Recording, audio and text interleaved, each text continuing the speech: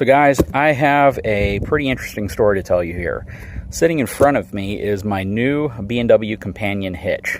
I wanted to get this hitch because I got a new truck and I felt I needed a new hitch since I got a new truck. It's exactly the same as the outgoing hitch, except it's brand new. No, I'm kidding, guys.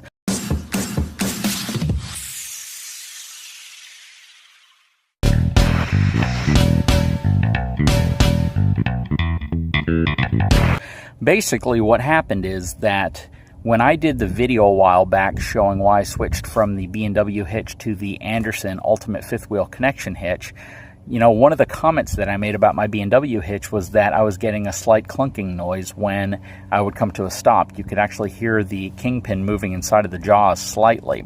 So, you know, I wanted to give the Anderson hitch a try, and interestingly enough, apparently the folks at B&W saw that video and they sent me an email just the other day telling me, we do not think our hitch should perform like that, and we want to send you a replacement hitch.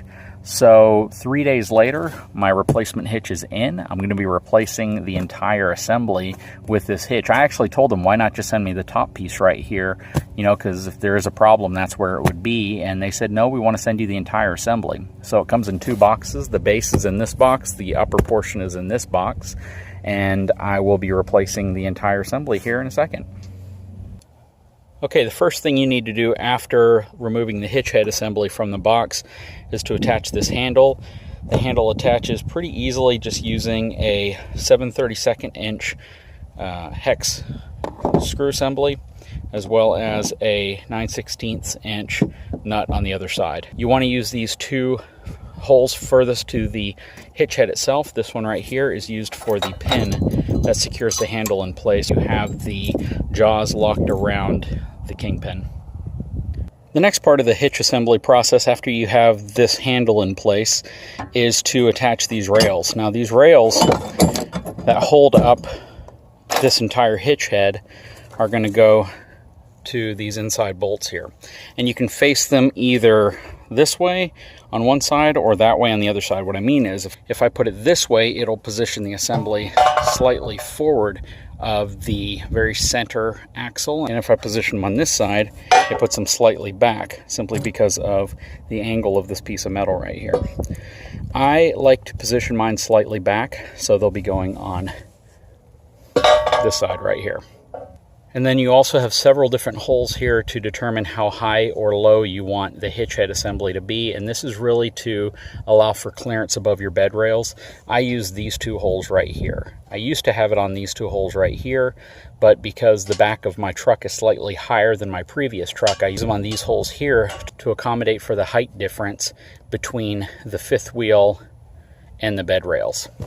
One thing to note when you're attaching these little side rails up here to the base, you need to make sure that these blocks right here, which are essentially your nuts on the inside right here, are attached with this smooth inner hole facing inwards. So the threaded piece back here is going to be facing this way, whereas the smooth portion will be facing inwards. That's critical because if you don't do that, they won't tighten down properly. So one of the final things you have to do to the base before you install it in the vehicle is to attach this little spring flange. This is just designed to keep the hitch head tilted forward when it's on here. It makes it easier for coupling so you don't have to manually do it. But yeah, it just clips on here. You want the space between here and here to be about 1/2 inch is what the instructions say. It is a little difficult to get on there. You have to hold it and pretty much bang on it with a hammer right here until it slides on. But once it comes on, it really isn't going to move or come off. To install the base, you simply drop it in, and you see these handles here. Once they fall into the factory puck holes, you spin them. What helps get them in is if you press this down right here as you're spinning it in, and it relieves some of the pressure off of the mounts that tighten inside of these holes here. Once you've tightened the handles on, it comes with these pins. They slide through, clamp on the back. Take your hitch head assembly, set it down on top, drop these pins through, put the pins in the back, and you're set to go. Brand new hitch. Now, it does not matter which side the sticker is facing, whether it's facing that way or whether the other one's facing this way. It's universal on both sides, so that's not a big concern. Got the whole thing assembled, and I was blown away with just the fact that they provided me this replacement hitch proactively just from watching a video. They never asked me to produce a video for them. They never told me, you know, if you like this process and this replacement process, please comment on it. They never at one point asked me to do a review. Now, what they also included, which also blew me away, was their new 3-inch Shank version of the Tow and Stow conventional hitch they have, which is rated at 21,000 pounds. So here is the new 3-inch Shank on the B&W Tow and Stow hitch. This is one really cool hitch. It has the 1 7/8 inch ball, 2-inch ball, and a 2 5/16 inch ball. You simply pull these two pins out. You can slide this up and down, or you can flip it upside down and tow underneath.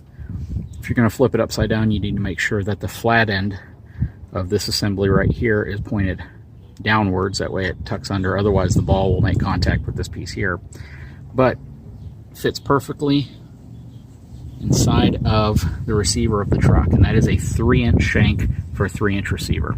But it's not really that heavy. You would think that it weighs a lot more than it does.